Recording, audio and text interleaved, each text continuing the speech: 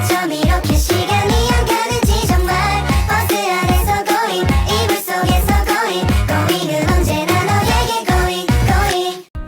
Shalom, Assalamualaikum warahmatullahi wabarakatuh. Om Swastiastu, Namo Buddhaya, Salam Kebajikan. Perkenalkan, nama saya Afrin Boba dengan NIM 23 14 20 10 73. Saya mahasiswa dari Universitas Pembangunan Indonesia Manado, Fakultas Keperawatan, kelas A3 semester 2. Di sini saya akan melakukan presentasi singkat tentang penyakit pneumotoraks dengan mata kuliah keterampilan dasar dalam perawatan dengan dosen pengampu Nurse Fania Tampilang, Sarjana Keperawatan Magister Kesehatan.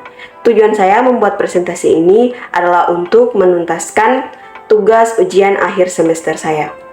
Definisi pneumotoraks didefinisikan sebagai suatu penyakit yang berbahaya seperti penyakit jantung, paru-paru, dan stroke, dan kanker. Banyak yang dialami oleh orang-orang berusia lanjut. Tetapi di era yang modern ini, penyakit-penyakit berbahaya tersebut tidak jarang diderita oleh usia yang masih produktif. Sebuah studi dari Prancis mencakup periode 2008 hingga 2011 menunjukkan kejadian pneumotoraks pada penduduk yang berusia lebih dari 14 tahun, sebanyak 22 kasus per 100.000 penduduk.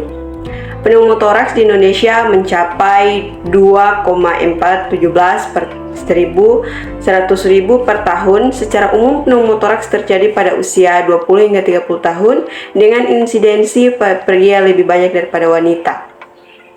Pneumotoraks adalah kondisi penimbunan udara di rongga pleura. Akumulasi udara di rongga pleura menyebabkan tekanan pada paru-paru dan dapat mengakibatkan paru-paru gagal atau mengembang atau kolaps.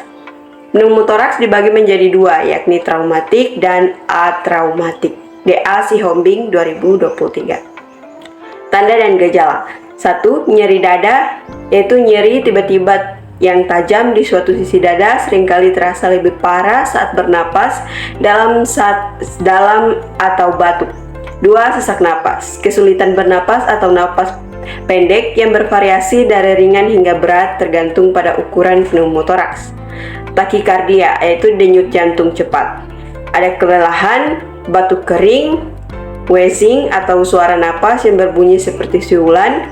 Yang ketujuh ada cyanosis atau kulit atau bibir menjadi kebiruan jika oksigen dalam darah berkurang. 8. Penurunan tekanan darah.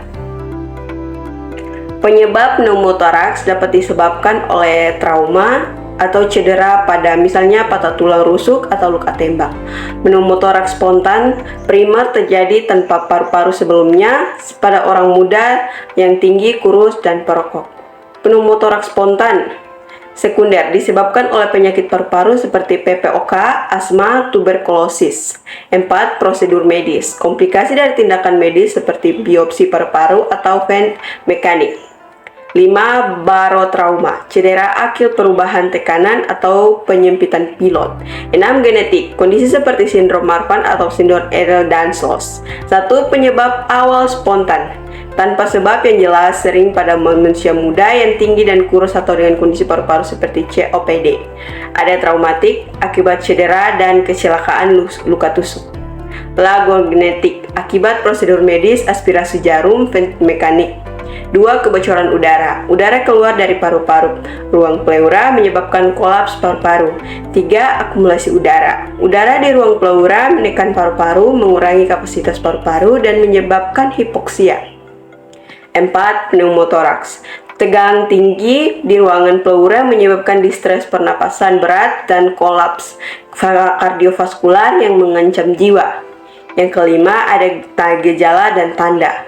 Nyeri dada mendadak, sesak napas, bunyi napas menurun, deviasi trakea pada kasus berat. Diagnosis, pemeriksaan klinis dan pencitraan röntgen dada dan scan. Penyebab. 7. Penanganan dan pengobatan.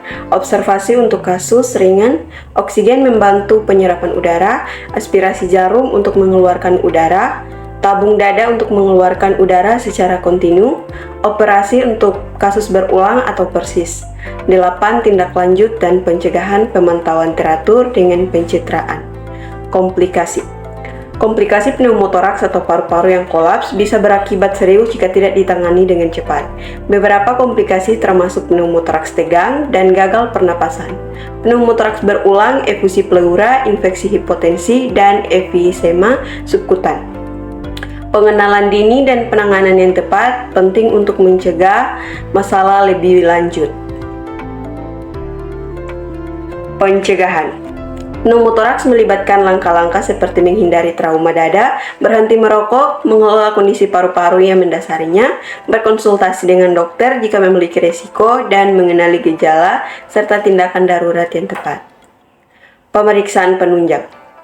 Pemeriksaan penunjang untuk diagnosa pneumotoraks meliputi foto röntgen dada, CT scan toraks, ultrasonografi toraks, pemeriksaan gas darah, dan kadang-kadang tes elektrokardiogram atau EKG ini membantu dokter memastikan diagnosis, menilai keparahan, dan merencanakan keperawatan yang tepat.